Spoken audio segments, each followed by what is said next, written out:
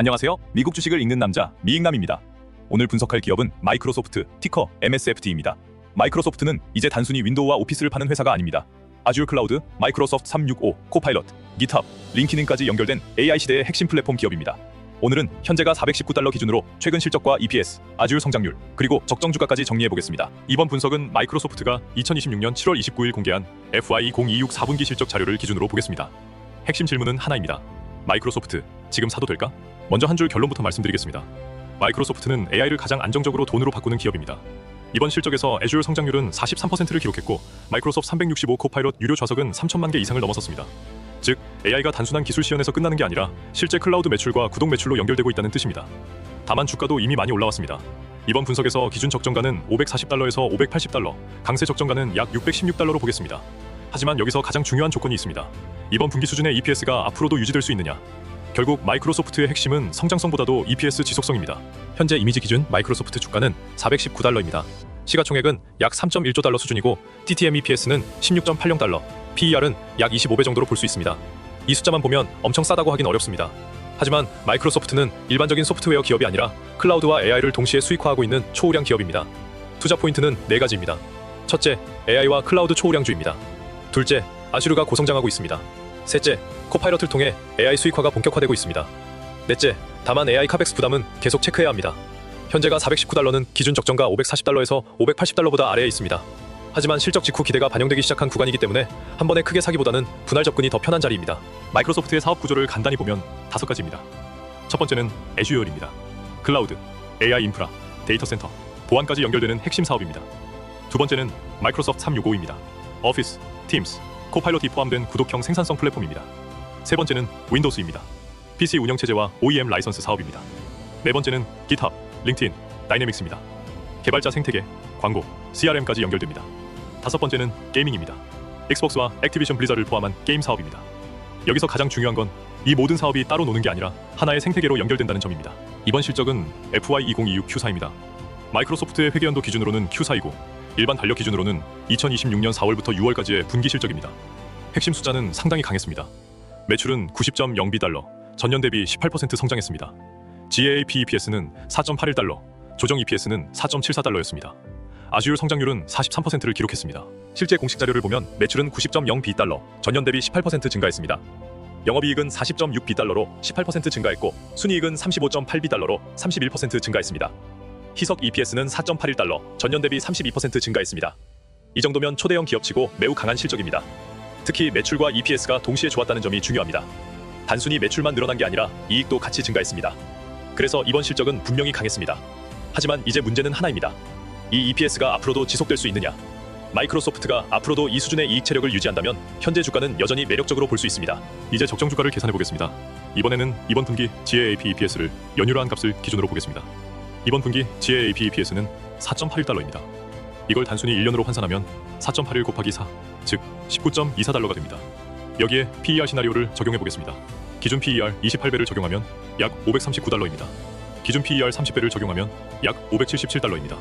그리고 마이크로소프트의 평균 PER을 약 32배로 보면 강세 시나리오 적정가는 약 616달러까지 나옵니다. 마이크로소프트의 수익성은 매우 강합니다. 매출은 90.0B달러, GAAP EPS는 4.81달러, 조정 EPS는 4.74달러입니다. 아주얼 성장률도 43%로 매우 높습니다. 여기까지만 보면 완벽해 보입니다. 하지만 현금 흐름과 CAPEX도 같이 봐야 합니다. FCF는 19.6B달러로 여전히 큽니다. 다만 전년 대비로는 23% 감소했습니다. 그리고 CAPEX는 41바이트 달러 수준입니다. 공식 자료를 보면 CAPEX는 41.0B달러로 전년 대비 70% 증가했습니다. 영업 현금 흐름은 55.4B달러로 30% 증가했지만 프리 캐시 플로우는 19.6B달러로 전년 대비 23% 감소했습니다. 이게 중요한 이유는 간단합니다. AI 데이터 센터 투자는 매출을 키웁니다. 하지만 동시에 GPU, 서버, 전력, 데이터 센터 비용을 크게 늘립니다. 즉, AI 투자가 매출로 연결되고 있는 건 긍정적이지만 단기적으로는 FCF 부담도 커질 수 있습니다. 현금 흐름 조정표를 보면 영업 현금 흐름은 55.4B달러였지만 유형자산 투자 35.8B달러를 차감하면 FCF는 19.6B달러로 계산됩니다. 그래서 AI 투자 구간에서는 매출뿐 아니라 FCF 방어력이 중요합니다. 그래서 마이크로소프트를 볼 때는 매출 성장뿐 아니라 현금 흐름 방어력도 같이 봐야 합니다. 마이크로소프트가 좋은 기업인 이유는 단순히 매출이 크기 때문이 아닙니다. 자본 효율이 매우 강하기 때문입니다. 외부 데이터 기준으로 보면 ROE는 34.01%, ROIC는 27.24%, WACC는 10.11%입니다. 여기서 가장 중요한 건 ROIC와 WACC의 차이입니다. ROIC는 투하 자본 이익률이고 WACC는 자본 비용입니다.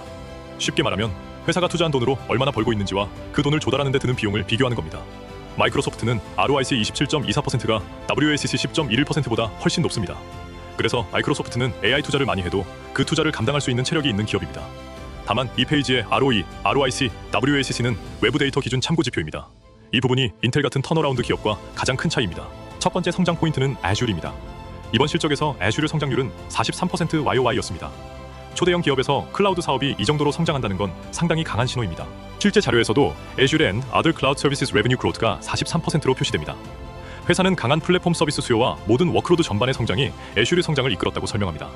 AI 서버 수요가 확대되면서 기업들은 더 많은 클라우드 인프라를 필요로 하고 있습니다. 그리고 마이크로소프트는 이 수요를 애주얼로 흡수하고 있습니다. 인텔리전트 클라우드 부문 전체 매출은 39.3비 달러, 전년 대비 32% 증가했습니다. 영업이익도 16.0비 달러로 31% 증가했습니다. 즉, 아주르 성장이 매출뿐 아니라 이익 성장에도 연결되고 있습니다. 중요한 건 AI 투자가 실제 매출로 연결되는 모습이 확인됐다는 점입니다. 이번 실적의 핵심은 바로 이것입니다. 아주르가 시장 기대를 넘었다. 그래서 마이크로소프트의 AI 스토리는 단순 기대가 아니라 숫자로 확인되고 있습니다. 두 번째 성장 포인트는 코파일럿 수익화입니다. 마이크로소프트 365 코파일럿 유료 좌석은 3천만 개 이상을 넘어섰습니다. 이 숫자가 중요한 이유는 AI가 실제 구독 매출로 연결되고 있다는 뜻이기 때문입니다. 공식 자료에서도 마이크로소프트 365 커머셜 레베뉴 퍼 유저 성장이 프리미엄 제품, 특히 마이크로소프트 365 코파일럿에 의해 나타났고 M365 코파일럿이 3천만 유료 좌석을 넘어섰다고 설명합니다. 마이크로소프트의 장점은 이미 기업 고객 기반이 크다는 점입니다. 기업들은 이미 오피스, 팀스, 아웃룩, 엑셀, 파워포인트를 사용하고 있습니다. 여기에 코파일럿을 추가 구독으로 붙이면 사용자당 매출이 올라갑니다. 즉 구조는 간단합니다. 기존 기업 고객이 있습니다. 여기에 코파일럿을 추가 구독합니다. 그러면 ARPU, 즉 사용자당 매출이 상승합니다. 그리고 반복 매출이 증가합니다. 이게 마이크로소프트 AI 수익화의 핵심입니다. AI가 기술 시연을 넘어 실제 구독 매출로 연결되는 중이라는 점이 가장 중요합니다. 물론 경쟁은 매우 강합니다. 아마존은 AWS를 가지고 있습니다. 클라우드 시장에서 가장 큰 점유율과 폭넓은 서비스를 가지고 있습니다. 구글은 AI 모델, 검색 데이터, TPU 강점이 있습니다. 어르클은 AI 데이터 센터와 데이터베이스 쪽에서 강점을 키우고 있습니다. 셀스포스는 CRM AI를 강화하고 있습니다. 애플은 디바이스 생태계가 강합니다. 그런데 마이크로소프트의 차별점은 분명합니다. 클라우드 인프라, 기업용 소프트웨어 유통망, AI 코파일럿을 동시에 가지고 있다는 점입니다. AI 모델만 강한 회사도 있고 클라우드만 강한 회사도 있습니다. 하지만 마이크로소프트는 애주어라는 인프라와 마이크로소프트 365라는 유통망을 모두 가지고 있습니다. 그래서 AI를 기존 기업 고객에게 바로 팔 수 있습니다. 이게 MSFT의 가장 큰 강점입니다. 좋은 기업이지만 리스크도 분명히 봐야 합니다. 첫 번째는 AI 카펙스 부담입니다. AI 데이터 센터 투자는 엄청난 비용이 들어갑니다.